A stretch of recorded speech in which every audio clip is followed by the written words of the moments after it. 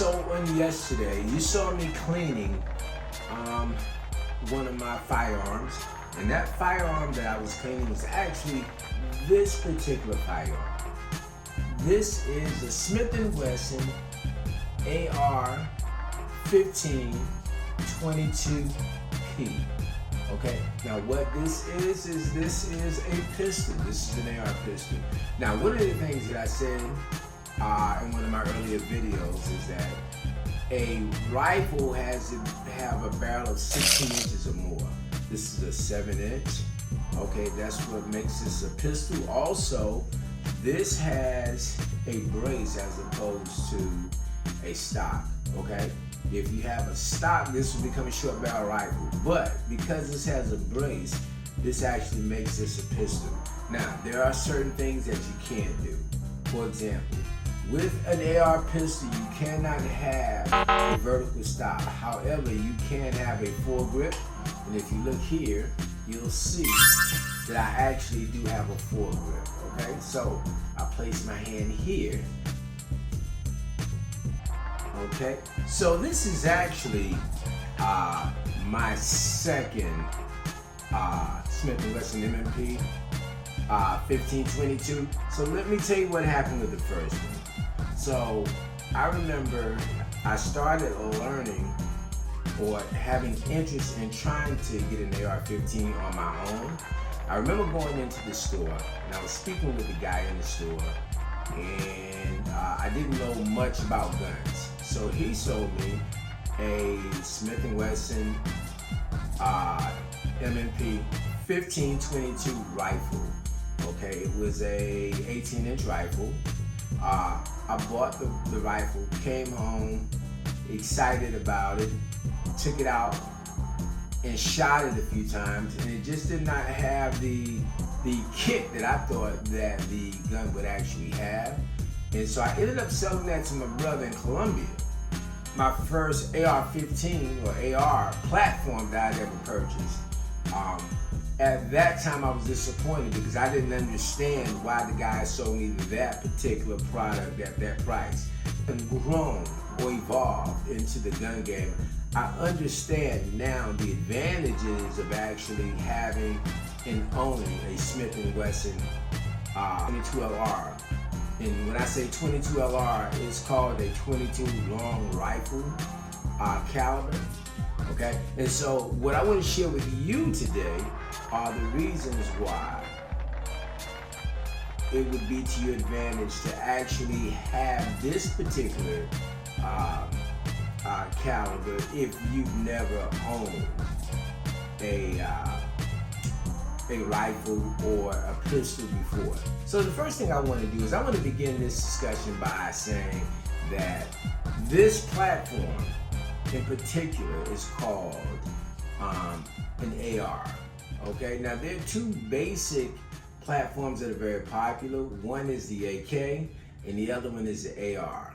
Okay, I don't have an AK.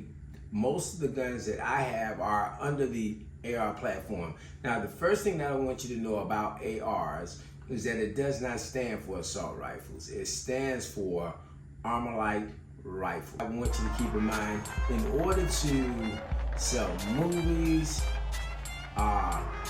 in order to make a lot of money, the industry has made this popular by calling it an assault rifle, but it's not an assault rifle.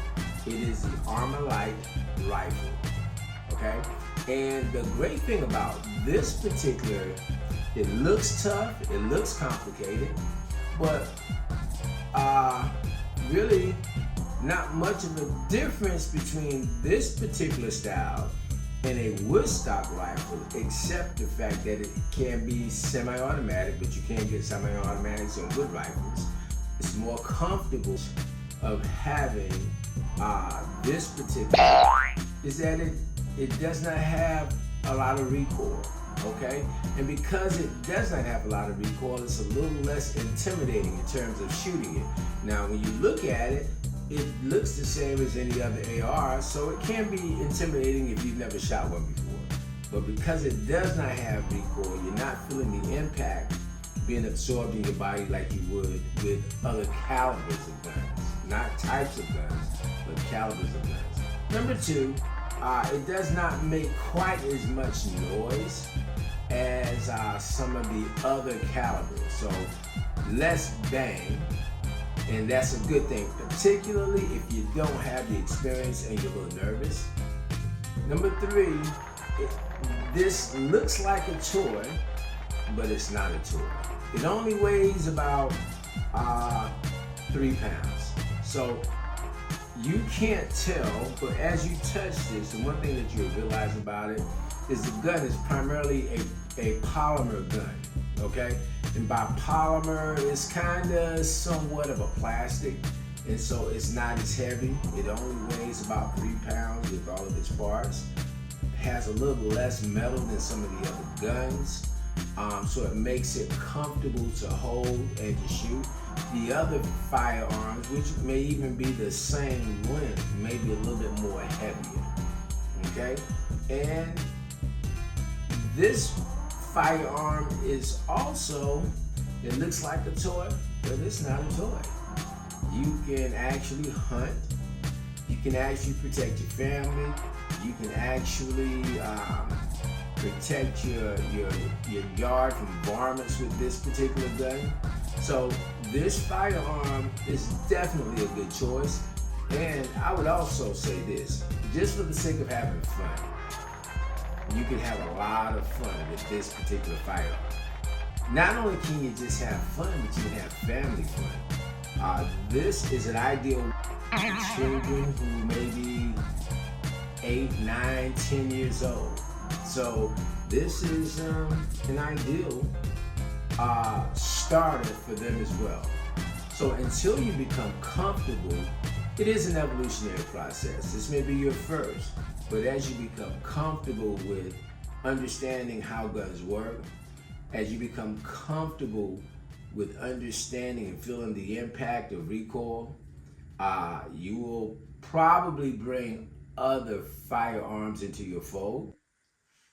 So one of the reasons I pull this out of the safe is because, you know, my gun club, we've been doing a lot of competitions lately. And so a lot of times, even if I don't have the opportunity to make it to the competition, I still have learned from the experience of my members.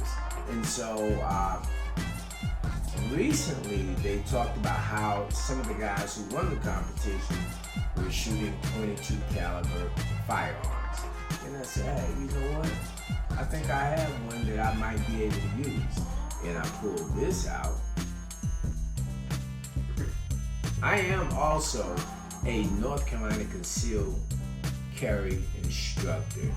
And I find that a lot of the people who come, they've never shot a handgun or a rifle or pistol type, shooting 9mm and above, shooting the standard 5.56, 223 can become a little uncomfortable.